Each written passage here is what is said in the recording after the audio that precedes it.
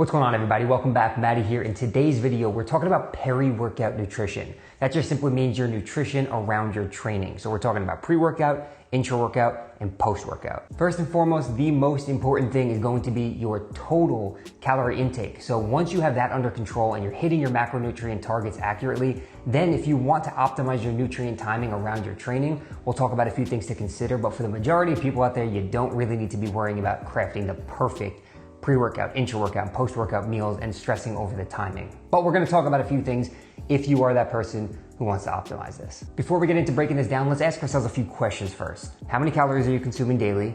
Are you in a calorie deficit or a calorie surplus? What type of training are you going to be doing? What time of day are you going to be training? And how long is your training session going to be? So when we're able to answer those questions, it makes it easier to figure out what do we actually need pre, intra, and post-workout. First thing we're gonna cover is pre-workout. Let's kick it off with the pre-workout meal. What is the goal of a pre-workout meal? We wanna stimulate muscle protein synthesis and minimize muscle protein breakdown. We wanna eat something that's going to actually fuel the workout. We wanna make sure we're hydrated, and we want to make sure that we are eating something or consuming something that's easy to digest so it's not sitting in our stomach during our training session. The pre-workout window is typically going to be anywhere from about 30 minutes to 3 to 4 hours before your training session. So if you are training later in the day and you've already had a few meals and you've had a mix of proteins, carbs, and fats earlier in the day, your pre-workout meal actually becomes less important. But there are also some people who like to train fasted. So I want to cover that for you guys, for those of you who do train first thing in the morning. If you're someone who likes to train completely fasted first thing in the morning because that's a personal preference or that's what your schedule calls for, what I would recommend doing is utilizing your last meal the night before as your pre-workout meal. And this meal should have a mix of all three macronutrients, and it would be a good idea to consume a slower digesting protein and carbohydrate source, mixing in a moderate amount of fat. And the reason you're gonna want some fat in that meal before bed is because fats are responsible for helping to delay the absorption of all nutrients eaten with them. They'll help slow down the rate at which those nutrients are absorbed, and they will lower the GI or glycemic index of any carb that they're taken with, which is perfect right before getting to bed. If you want something in your system and you're still training first thing in the morning, I would suggest like a small meal or a snack, something that's fast digesting, like a fast digesting protein and carb source. Keep the fats and the fiber a little bit lower so those calories are more readily available, and that should suit you just fine. That's where intra-workout carbs might be more beneficial, which we'll talk about in just a minute, but that might look something like a whey protein shake with a piece of fruit, or maybe even a liquid carb source like some dextrose powder, some Gatorade powder, something like that. But we're gonna talk about intra-workout in just a minute. Now, if you're someone who likes to eat a pre-workout meal before training, the size of the meal and the digestion time is going to depend on how soon after that meal you're going to be training. Now, I used to be the type of person, I think a lot of people were in this camp, where we used to suggest keeping the fat and fiber as low as possible in that pre-workout meal. But what if your pre-workout meal happens to be 3 to 4 hours before your training session? Then you actually might want to have a little bit higher fat and fiber so you don't digest that meal too quickly because you want that sustained energy. So if you're having a meal 3 to 4 hours out from your training session, you do want a little bit of fat and fiber in there to slow down the digestion time. But if you're training within 30 minutes to 1 hour, again, that small meal or snack with the fiber and fat a little bit lower and a quick digesting protein and carb is going to be a lot more beneficial. I'm not just gonna leave you guys hanging though. I know you want some type of recommendation for what to eat pre-workout. While it is still about personal preference, it might be a good idea to experiment a bit and try something like consuming different carb sources to provide you with both glucose and fructose. So something like a bowl of oatmeal, so a starchy carb that will be broken down into glucose, mix some fruit in there like bananas or blueberries, that will be your serving of fructose, and then you could throw in some peanut butter and maybe a scoop of whey protein. So you're giving yourself a mix of everything. Again, it depends how soon you're going to train, but that's a pretty solid pre-workout meal, and it will help you maintain blood sugar levels throughout your training so you don't experience that crash that a lot of people do. So that pretty much covers the pre-workout meal. Let's move on into intra-workout. So we start by saying, what is the actual purpose of an intra-workout meal? It's really just going to help you sustain energy throughout your workout and enhance your training performance. But not everyone and most people don't need to be worrying about an intra-workout meal. If you've consumed a pre-workout meal and you're not training fasted, you probably don't need anything intra-workout. Even if you are training fasted, you might not need anything, and your post-workout nutrition can take care of that. So no in-between sets of deadlifts and squats, you don't need to be eating candy. But if you are going to be eating candy between sets in the gym, make sure that you're eating actual candy, like sour strips. Now I know you're thinking, so who would actually benefit from intra-workout nutrition? And it's a very small select group of people.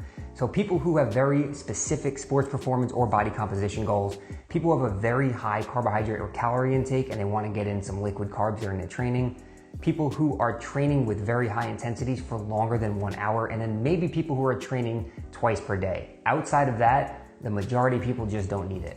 Intra-workout nutrition is highly individual, and I would actually say experiment with it. Don't experiment with it if you're cutting and you get like 100 grams of carbs a day. I don't think drinking 50 grams of carbs from Gatorade is a smart idea.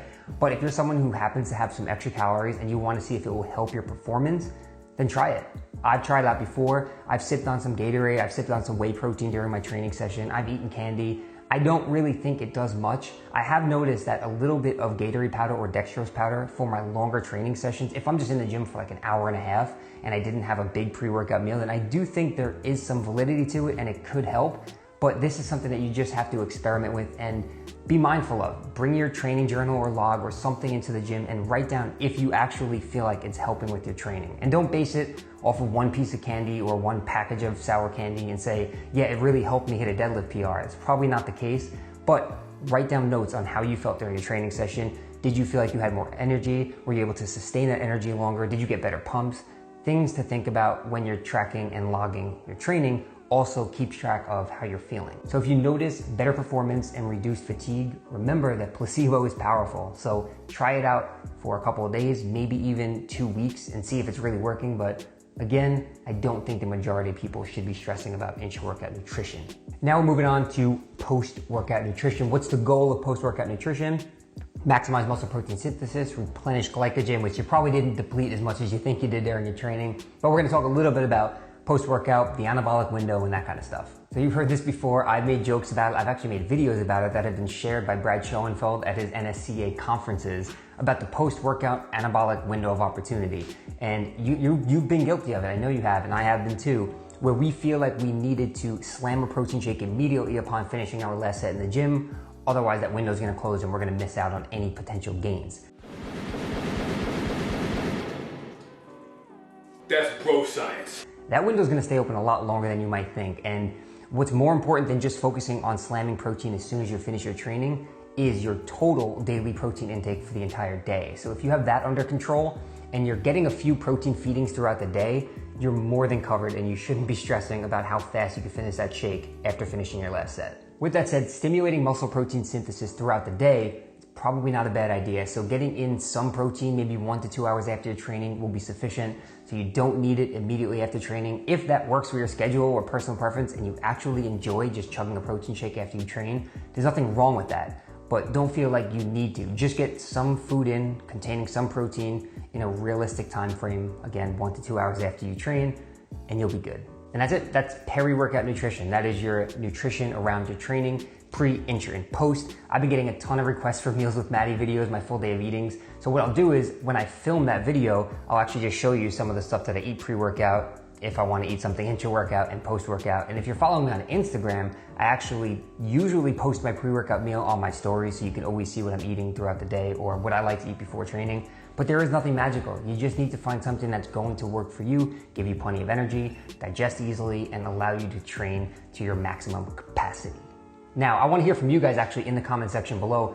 Let me know some of your favorite pre-workout meals because I know there are still some people who want me to give exact specific examples of what they should eat before they train.